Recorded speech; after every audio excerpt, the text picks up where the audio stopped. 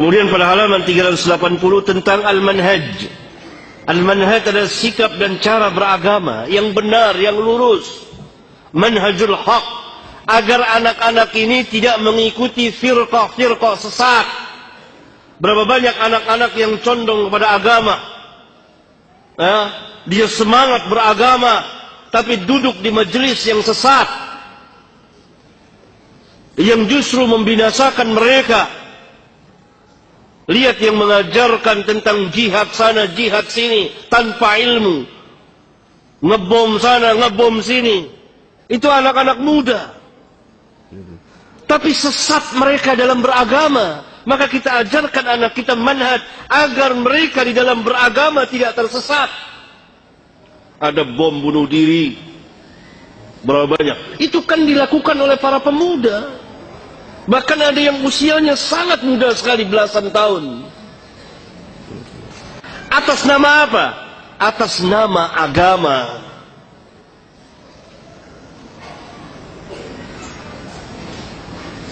Kenapa?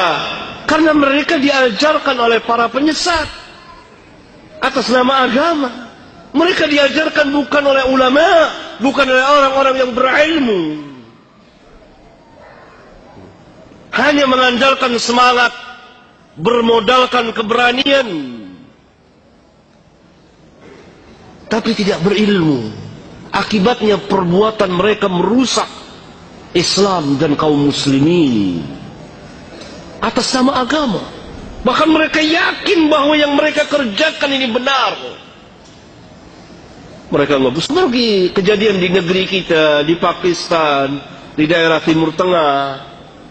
Dari ajaran-ajaran sesat ini, atas nama Islam, atas nama jihad, atas nama memerangi orang-orang kafirin. Mereka bukan ulama, mereka bukan ahli ilmu, dan mereka membuat-buat majelis. Nah, agar anak-anak kita tidak mengikuti ajaran-ajaran sesat ini, kita perlu mengajarkan manhaj.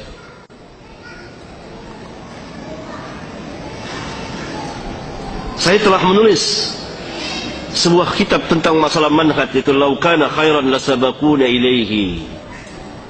Barangkali kalau memungkinkan kita bahas di masjid ini, kalau mungkin, insyaallah ta'ala,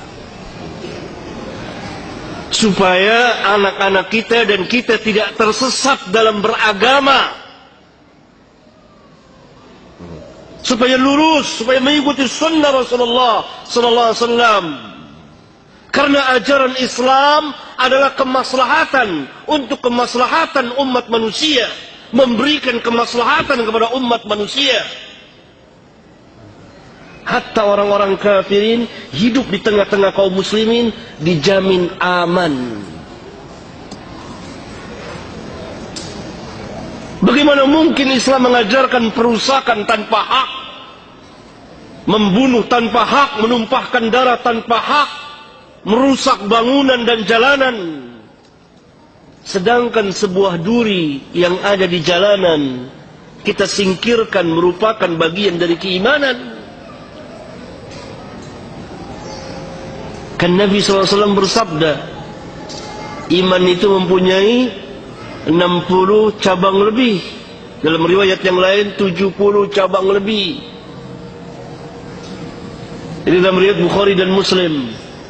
Dalam salah satu riwayat Imam Muslim, yang tertinggi kalimat La ilaha illallah, yang paling rendah imatatul adha anit tariq, menghilangkan gangguan dari jalan, berupa duri, paku, ajan. Lihat, bagaimana mungkin Islam mengajarkan perusakan kalau sebuah paku yang ada di jalan diperintah untuk kita singkirkan agar tidak terkena manusia yang jalan di jalanan tersebut. Luar biasa ajaran Islam.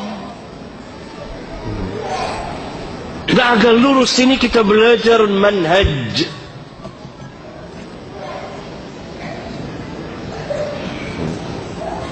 Agar tidak tersesat jalan. Karena ketika terjadi kebangkitan kembali kepada agama, berbagai manusia kembali kepada agama, akhirnya sebagiannya tersesat di dalam memahami, kemudian mengamalkan, kemudian mendakwakan agama, maka terjadilah apa yang telah terjadi pada sebagian dari kita. Disebabkan apa? Kesesatan di dalam memahami din. Atas nama apa? Atas nama Islam. Dan hal ini diambil kesempatan oleh musuh-musuh Islam untuk merusak Islam. Bahkan mungkin mereka menyamar jadi kaum muslimin. Akhirnya Islam yang merusak akibat perbuatan sebagian dari kaum muslimin, kemudian diambil alih oleh musuh-musuh Islam atas nama Islam, membuat kerusakan di mana-mana. Karena telah diperbuat pertama kali oleh, atau telah diberikan contoh oleh sebagian kaum muslimin, atau dilakukan oleh sebagian kecil kaum muslimin. Karena itu Islam bersama para ulama'nya berlepas diri dari perbuatan-perbuatan yang seperti itu.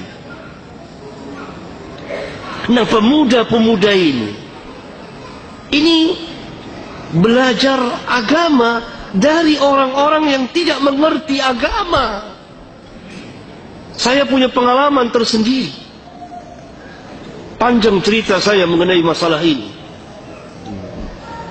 Pemuda-pemuda itu keras kan. Mereka mengkafirkan sana, mengkafirkan sini.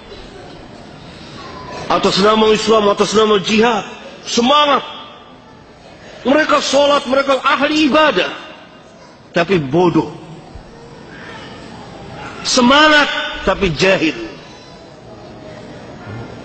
Berani, tapi tersesat jalannya. Belajar, tetapi kepada orang-orang yang jahil, bukan ulama. Mereka membaca ayat-ayat Al-Quran dari awal sampai akhir, tapi ayat-ayat itu tidak sampai melewati tenggorokan mereka, hanya sampai mulut saja. Mereka pahami sendiri. Ini akibat tidak adanya pelajaran. Karena itu sejak lama, sejak saya tulis kitab ini, saya menganjurkan kepada beberapa sekolah atau katakanlah pesantren untuk ada kurikulum khusus tentang pelurusan cara pemahaman agama atau manhaj itu sendiri.